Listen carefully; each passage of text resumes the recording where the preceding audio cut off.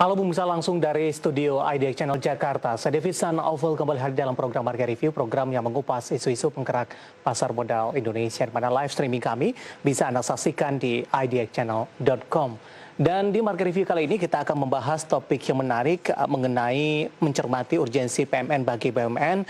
Dan saat ini kami sudah terhubung bersama dengan Bapak Toto Pranoto, merupakan pengamat BUMN dari FEB Universitas Indonesia. Saat ini kami sudah terhubung melalui via Zoom. Kita akan langsung coba sapa saja. Pak Toto, selamat pagi. Apa kabar, Pak?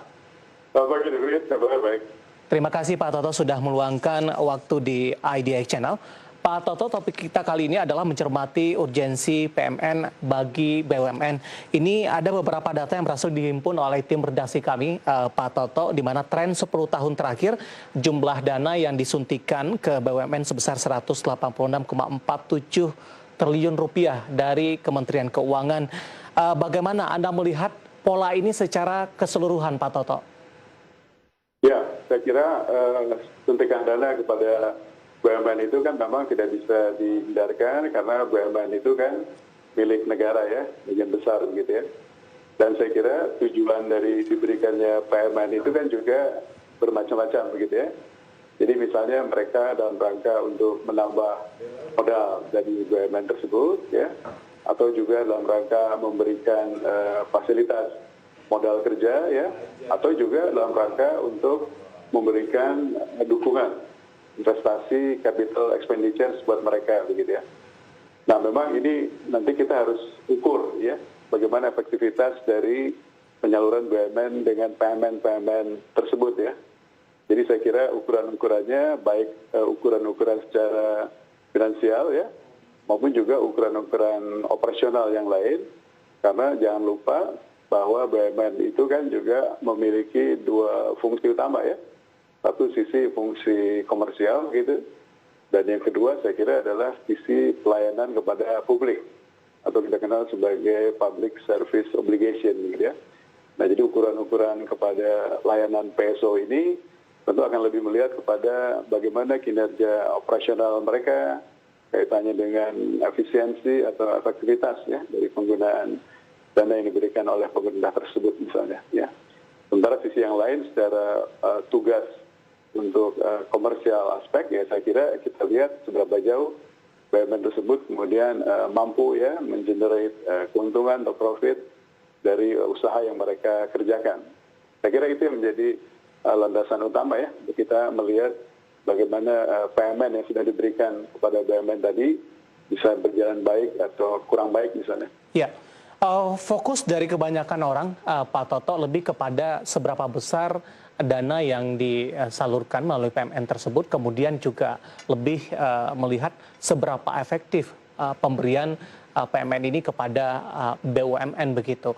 Ini ada yang cukup samar di sini Pak Toto dalam pemberian PMN ini, tadi pun juga sempat Anda singgung sedikit, ini lebih kepada untuk membantu dari si BUMN tersebut dari sisi neraca keuangannya, atau ini ada penugasan lain dalam hal ini. Artinya evaluasi seberapa efektif ini mungkin tidak bisa digeneralisir secara keseluruhan untuk BUMN yang menerima PMN ini, Pak Toto.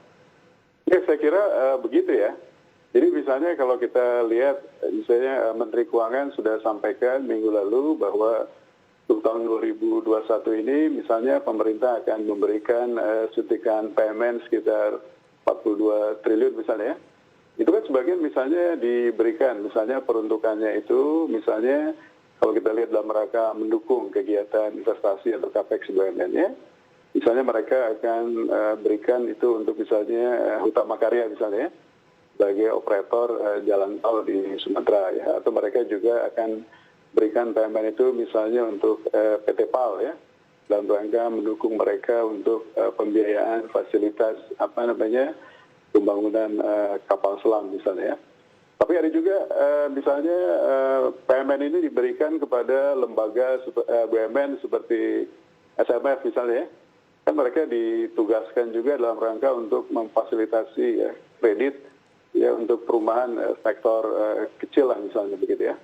Atau juga mereka berikan juga PMN misalnya untuk LPI misalnya. Kan lembaga ini atau perusahaan ini dimaksudkan untuk memberikan dukungan kepada fasilitas ekspor misalnya ya, pada dunia usaha termasuk BUMN kan. Jadi saya kira ini memang agak berbeda-beda, sehingga nanti ukurannya juga saya kira memang harus dibuat dalam template juga yang berbeda ya. Karena ada juga misalnya untuk khusus layanan peningkatan kredit kepada masyarakat kecil menengah misalnya. Pemerintah misalnya memberikan juga PMN tahun lalu kepada Jamkrindo dan Askrindo misalnya ya, untuk memperluas jaminan KUR misalnya. Nah, jadi hal-hal semacam ini saya kira perlu ada suatu valuasi yang memang berbeda ya. Baik, bagaimana mengukur dari sisi efektivitasnya, Pak Tot? Ya, kalau kita lihat seberapa jauh itu cukup efektif atau tidak misalnya ya. Misalnya tadi kita mengukur seberapa banyak misalnya setelah jumlah PMN kepada Jamkrindo atau Askrindo dalam rangka meningkatkan usaha mikro kecil misalnya ya, supaya mereka bisa naik kelas misalnya. Kan itu data-data misalnya dalam 5 tahun terakhir ya, itu misalnya jumlah usaha mikro kecil yang naik kelas, misalnya kalau data yang saya baca relatif cukup signifikan lah misalnya ya. Nah itu kan menunjukkan bahwa akses kredit ya yang kemudian dijamin baik oleh Jamkrindo atau Askrindo itu memberikan dampak yang relatif positif ya pada usaha mikro kecil sehingga mereka bisa naik kelas misalnya ya. Tapi ada juga misalnya ukuran-ukuran misalnya sifatnya lebih komersial misalnya ya. Misalnya PMN diberikan kepada sektor perkebunan misalnya. Seberapa besar misalnya PMN yang sudah disuntikan pemerintah untuk sektor perkebunan ini dan kemudian bagaimana kinerja mereka begitu ya. Nah saya ini kan dari sisi ini kan misalnya dalam beberapa waktu tahun terakhir ini kan kinerja mereka tidak terlalu baik begitu ya. Jadi sebagian mengalami juga kerugian begitu. Sehingga dari sisi kinerja finansial kita akan bilang bahwa misalnya sebagian kinerja di sektor perkebunan itu menjadi tidak terlalu baik meskipun PMN pemerintah misalnya relatif sudah cukup diberikan kepada mereka. Nah hal semacam ini saya kira menjadi ukuran yang cukup fair begitu untuk melihat bagaimana efektivitas ya dari penyaluran PMN diberikan pemerintah kepada BUMN dengan berbagai macam latar belakangnya begitu. Baik, dalam hal ini tetap perlu dilakukan evaluasi, kemudian juga perlu dilakukan juga pengawasan bagaimana dana PMN yang diberikan, alokasinya untuk apa saja nanti, kemudian perjalanannya seperti apa untuk masing-masing BUMN, Pak Toto? Ya, saya kira begitu ya.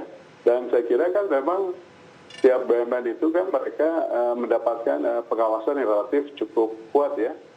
Misalnya mereka harus memberikan laporan secara reguler begitu ya kepada pihak Kementerian BUMN, laporan bulanan, triwulan, semesteran, tahunan begitu ya. Atau bahkan juga misalnya untuk BUMN di sektor keuangan misalnya, mereka juga harus memberikan laporan berkala kepada pihak otoritas pengawas seperti OJK misalnya begitu ya. Ya pengawasannya berlapis. Tapi menurut saya poin pentingnya adalah kalau pengawasan itu sudah dilakukan, kemudian ditemukan findings gitu misalnya atas hal-hal yang perlu mendapatkan perhatian lebih lanjut, saya kira findings itu yang seharusnya bisa lebih cepat direspon oleh setiap BUMN-nya begitu loh. Sehingga itu tidak menjadi temuan yang berulang misalnya ke tahun-tahun berikutnya misalnya. Baik, ada tidak evaluasi dari Anda Pak Toto dari beberapa PMN yang sudah diberikan dalam beberapa waktu tahun terakhir, dari pandangan Anda pribadi, apakah ini masih cukup efektif atau tidak sampai sejauh ini? Tahapannya adalah tidak efektif, atau PMN ini sebenarnya tidak perlu diberikan kepada BUMN tertentu dengan berbagai macam pertimbangan? Ya, saya kira sebagai background sudah dijelaskan ya bahwa memang ini ada beberapa reason kenapa perusahaan milik negara ini perlu mendapatkan PMN misalnya ya. Meskipun dalam realisasinya kadang-kadang hasilnya tidak cukup mengembirakan misalnya. Jadi misalnya kalau sekarang kita akan bicara misalnya mengenai PMN 2021 misalnya untuk grup misalnya kaitannya dengan AFG misalnya ya, itu kan PMN-nya relatif cukup besar ya, hampir 20 triliun kalau nggak salah ya, kedua tahun fiskal ini. Dan itu kan sebetulnya dipakai dalam rangka mereka untuk melakukan restructuring ya, atas kasus yang terjadi di Jiwasraya pada tahun-tahun sebelumnya begitu ya. Nah dalam konteks seperti ini kan memang agak tanda petik perlu ada penelaahan lebih komprehensif begitu ya, karena memang pengawasan saya kira terhadap apa yang dikerjakan oleh Jiwasraya dalam beberapa waktu terakhir, tahun terakhir, menurut saya tidak terlalu cukup baik sehingga kemudian menimbulkan problem ya, yang sekarang harus diselesaikan oleh entitas baru ASG misalnya ya. Nah ini saya kira tidak bisa lagi dinafikan bahwa ke depan nanti memang proses governance di lingkup BUMN seperti ini harus lebih diperkuat begitu ya, sehingga kejadian-kejadian ke depan tidak akan terulang kembali lah misalnya begitu ya. Baik. Tapi di sisi lain juga saya kira beberapa PMN yang lain juga sudah cukup relatif berhasil lah dalam rangka kemudian meningkatkan kinerja BUMN tersebut ya. Baik, nanti kita akan bahas lebih detail lagi Pak Toto dari sisi kinerja seperti apa yang kita bisa lihat di sini, apakah dari sisi ROE-nya atau return on asset-nya bagi kinerja BUMN bisa kita ukur juga ini. Kemudian di sepanjang pandemi semua sektor terdampak, apakah PMN ini juga sangat-sangat dibutuhkan. Kemudian nanti juga kita akan singgung juga dari sisi PMN ini bagaimana beberapa perusahaan yang sudah diberikan dana PMN dari pemerintah ini masih mengalami kerugian sampai sejauh ini. Nanti kita akan lanjutkan Pak Toto, dapat bercerita bersama kami. Marga TV akan segera kembali sesaat lagi.